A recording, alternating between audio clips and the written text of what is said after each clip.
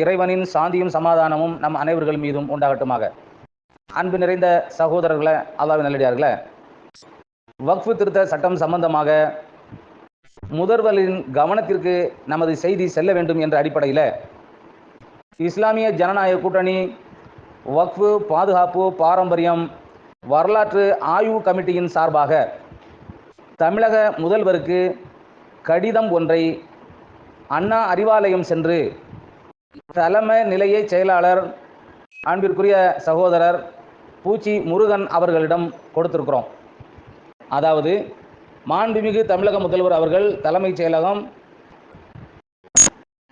காமராஜர் சாலை, சென்னை, பொருள் ஆக்கிரமிப்பில் உள்ள வக்ஃபு சொத்துக்களை மீட்பதில் அரசின் கூடுதலான ஒத்துழைப்பை கோருதல். தாங்கள் பூர்ண நலத்துடன் வாழ இறைவனை வேண்டுகிறோம். நாங்கள் திருநெல்வேலி தென்காசி மாவட்டத்தை சார்ந்த வக்ஃபு சொத்துக்களின் ஆர்வலர்கள் ஆவோம். எங்களது திருநெல்வேலி தென்காசி மாவட்டத்தில் ஏராளமான வக்ஃபு நிறுவனங்களும் ஆயிரக்கணக்கான ஏக்கரில் வக்ஃபு சொத்துக்களும் இருந்து வருகின்றன. இந்த வக்ஃபு சொத்துக்களை பள்ளிவாசல் பராமரிப்புக்காகவும் ஏழை முஸ்லிம்களின் வாழ்வில் ஒளியேற்ற எங்களின் முன்னோர்கள் தங்களது சொந்தமான சொத்துக்களை இறை பொருத்தத்தை நாடி இறைவனுக்காக தானம் செய்துவிட்டு சொத்துக்கள் ஆகும். வக்ஃபு செய்யப்பட்ட சொத்துக்களில் மத வேற்றுமை இல்லாமல் அனைத்து சமூகத்தினரும் பயன்படுத்த அனுமதிக்கப்பட்டுள்ளனர். இருப்பினும் வக்ஃபு சொத்துக்கள் வக்ஃபுக்கு தரக்கூடிய வருமானம் சொற்பமானதாகவே தற்கால சூழ்நிலையில் வக்ஃபு குத்தகைக்கும் வாடகைக்கும் நிலங்களை பெற்றவர்கள் வாடகை தர மறுத்து வருவதுடன் வக்ஃபு சொத்துக்களை சட்ட விரோதமாக சொந்த பெயருக்கு சொத்துக்களை மாற்றி வருகின்றனர். இதனால் வக்ஃபு சொத்துக்களை பராமரிப்பதிலும் வருவாய் ஈட்டுவதிலும் கடும் சிரமங்கள் ஏற்பட்டுள்ளன. தாங்கள் முதலமைச்சராக பொறுப்பேற்ற பிறகு வக்ஃபு நிர்வாகம் துரிதமாக செயல்பட்டு வருகிறது. இந்து கோயில்களின் அறநிலையத்துறை சொத்துக்கு கொடுக்கும் அளவுக்கான முக்கியத்துவத்தை வக்ஃபு சொத்துக்களுக்கும் கொடுத்து வருகிறீர்கள் என்பதை அனுபவத்தில் உணர்ந்து கொண்டுள்ளோம். தற்போது வக்ஃபு சொத்துக்களை அளவை செய்வதற்கு 3 கோடி ரூபாய் ஒதுக்கீடு செய்துள்ளீர்கள்.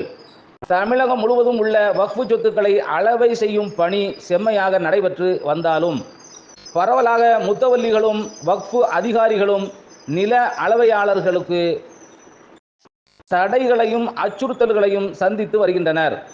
இது வக்ஃபு சொத்துக்களை நில அளவை செய்யும் பணியை சுணக்குகிறது. காவல்துறையும் உரிய பாதுகாப்பும் ஒத்துழைப்பும் தர மறுத்து வருகிறது. இதனை இங்கே தங்கள் கவனத்திற்கு கொண்டு வருகிறோம்.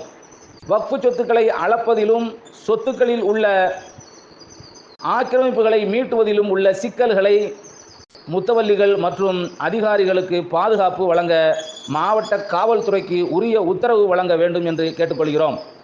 மாவட்ட வருவாய்த்துறையும் வக்ஃபு சொத்துக்கள் சம்பந்தப்பட்ட ஆவணங்களுக்கு உரிய பாதுகாப்பும் பராமரிப்பும் வழங்குவதற்கு உத்தரவு வழங்க வேண்டும்.